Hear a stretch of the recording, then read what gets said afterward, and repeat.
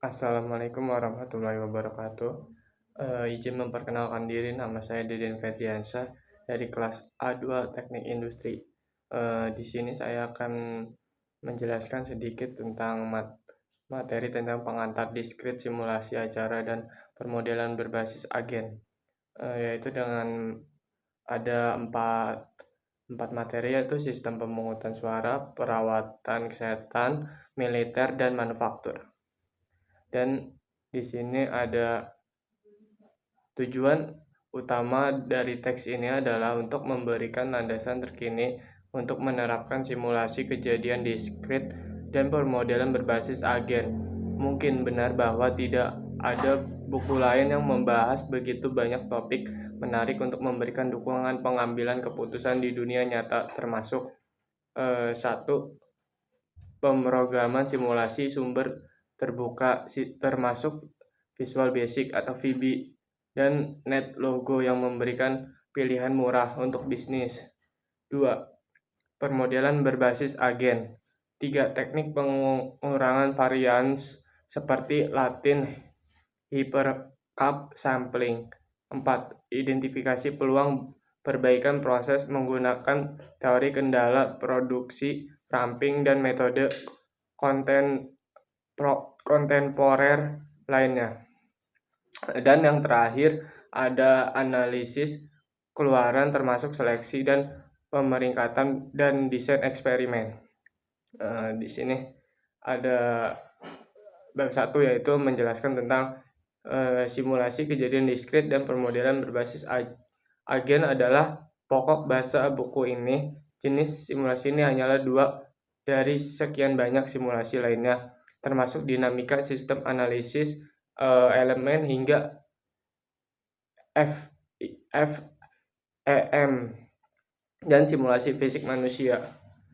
Jenis yang terakhir ini dapat melibatkan menjalankan orang-orang nyata melalui sebuah skenario atau permainan, namun simulasi kejadian terpisah dan permodelan berbasis agen dapat menawarkan pendekatan alami untuk membantu orang berpikir secara introspektif tentang sistem mereka dan mewujudkan peningkatan efisiensi. Di sini ada tahapan simulasi, yaitu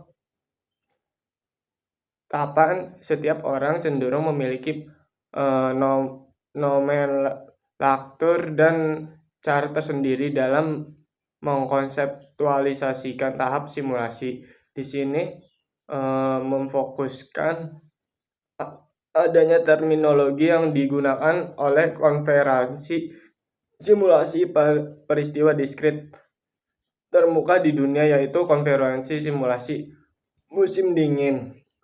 Oleh karena itu, berbagai upaya permodelan simulasi menjadi 5 tahap, yaitu fase 1 pendefinisian, fase 2 analisis masukan, fase 3 simulasi atau perhitungan, fase 4 analisis keluaran, dan yang terakhir fase 5 yaitu pendukung keputusan. Selanjutnya, tanpa teori, pengguna beresiko menjadi tidak kompeten dan memberikan hasil yang tidak dapat dipercaya dan menyesatkan.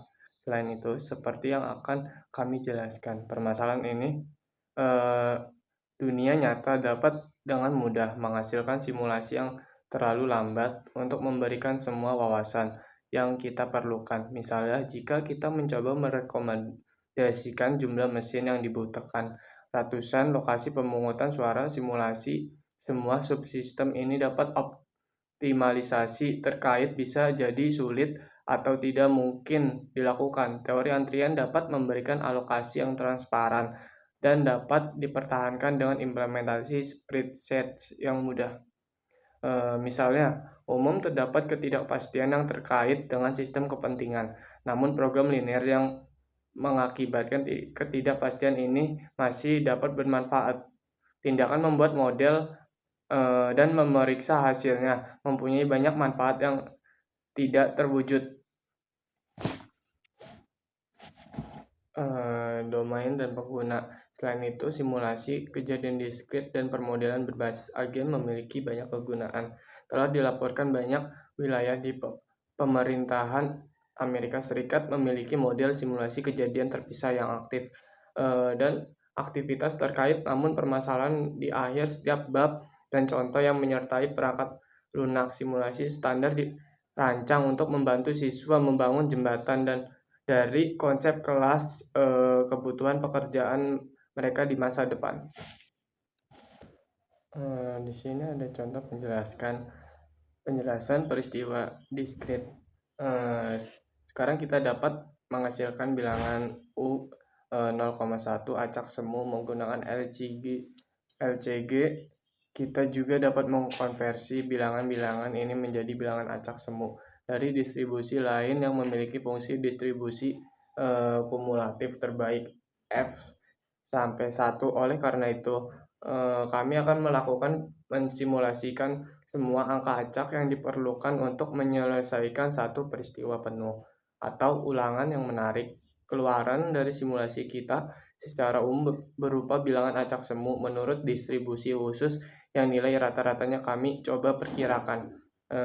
Kami menyebutnya simulasi peristiwa diskrit karena besaran yang disimulasikan umumnya berhubungan dengan kejadian yang terjadi pada waktu tertentu dan dapat didefinisikan yaitu acara dalam lingkup terbilang sepele ini.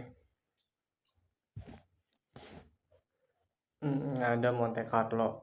Dari diskusi kita tentang interval kepercayaan, kita tahu bahwa kita dapat mendorong kesalahan ini mendekati nol dengan melakukan selanjutnya ada analisis pasukan.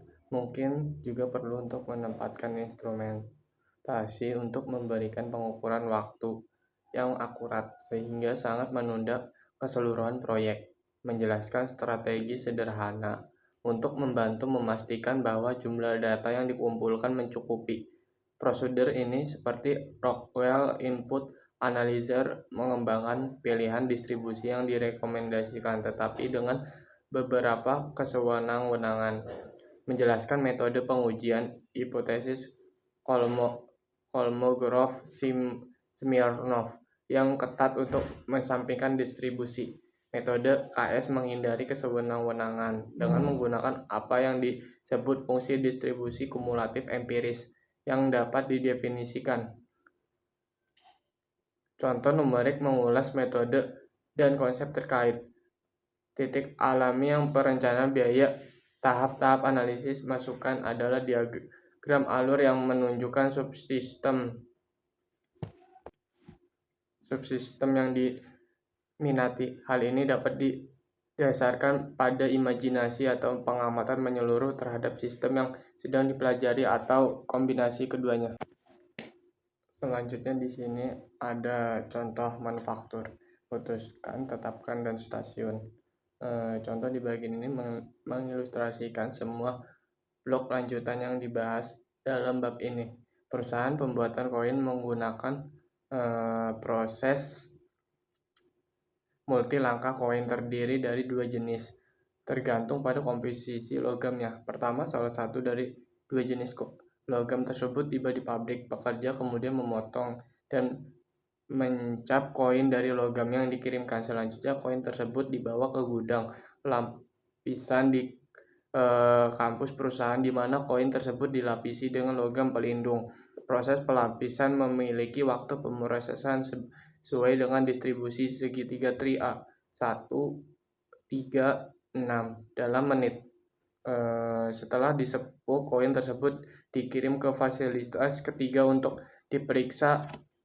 Jika unit lolos pemeriksaan, maka unit tersebut dikirim. Jika gagal pemeriksaan, maka akan dihapus. Setiap pemeriksaan memerlukan waktu 5 menit. Inspektur bekerja selama 8 jam sehari dengan istirahat 1 jam. Mungkin cuman itu yang bisa saya sampaikan. Apabila ada kesalahan dalam perkataan, kurang lebihnya mohon maaf. Wassalamualaikum warahmatullahi wabarakatuh.